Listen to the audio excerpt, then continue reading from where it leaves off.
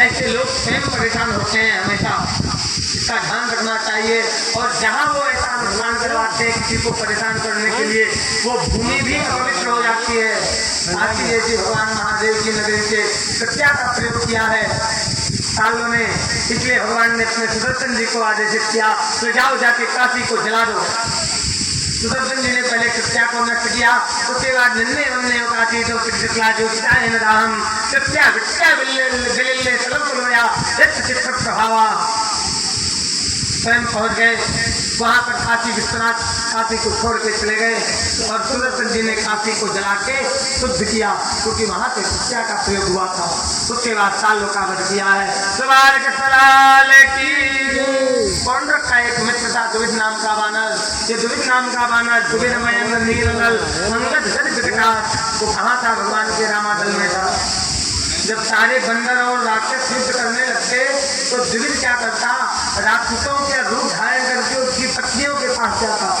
भगवान को ये पता चला, भगवान ने उसको वहां से निकाल दिया।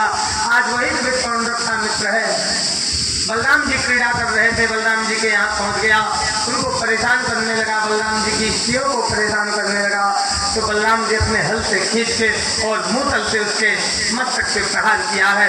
रुधिर वमन करता हुआ धाराशायी हो गया, उसका भी प्राणांत हो गया। सवाल के सलाले की इस प्रकार से आज बता रहे हैं भगवान के पुत्र सांब दुर्योधन की पुत्री लक्ष्मण विवाह के योग्य हो गई थी। सांब ने उसका कौरवों की सभा से ही हरण कर लिया। सारे कौरवों में मिलकर सांब को बंदी बना लिया।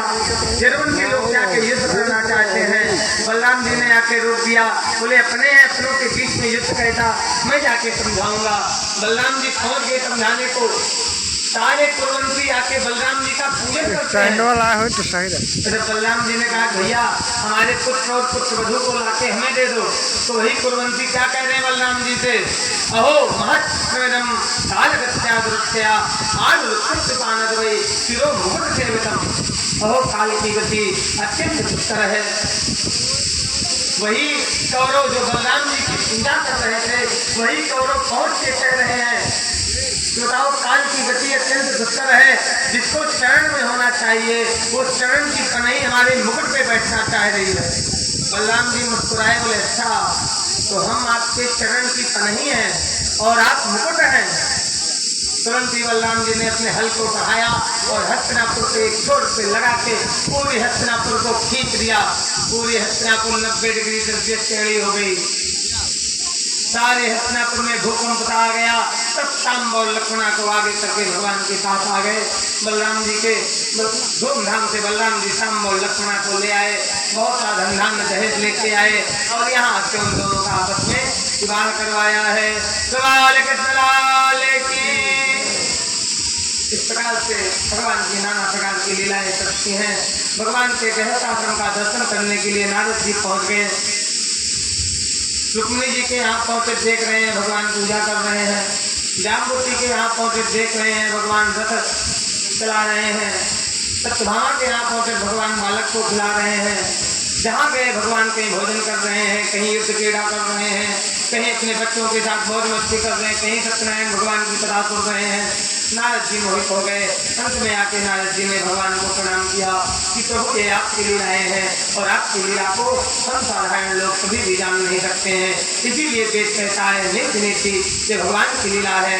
इसमें जितना भी हो सके प्रयास करना चाहिए, लेकिन जिसको वेद नहीं जान पाया उसको भला हम और आप कैसे जान सकते हैं। इसीलिए किसी कवि ने लिखा है योगी जन जान पाते हैं न जिसका प्रभाव, जिसकी कला का पार शारदा न पाती है। तो भगवान की कला का पार जब शारदा नहीं पाती है, नारदारी ब्रह्मवादियों ने भी ना पाया तत्व, श्रुतियाँ भी नेक नेक कह हार जाती हैं। तो भला हमारे आपकी इतनी सामर्थ्य कहाँ कि हम भगवान की लीला को भगवान की इच्छा के विरुद्ध जाके समझ सकते हैं। सवाल के सलाले की आज बता रहे हैं कि पूर्ववंशियों ने युधिष्ठिर महाराज ने भगवान के पास अपना एक दूत भेजा है। नारद जी को दूत बना के भेजा है। नारद जी आके भगवान से कहते हैं प्रभु युधिष्ठिर जी रात की यज्ञ करना चाहते हैं। भगवान ने कहा अच्छी बात है। इधर 2000 राजाओं को जरासंध ने बंदी बना लिया था। उन राजाओं ने आज अपना एक दूत भेजा है जो भगवान के पास आके कहता है प्रभु आप जरासंध की कैद से उन राजाओं को मुक्ति दिलाइए। भगवान ने अपनी सभा में बैठे हुए अपने मंत्रियों से मंत्रणा की।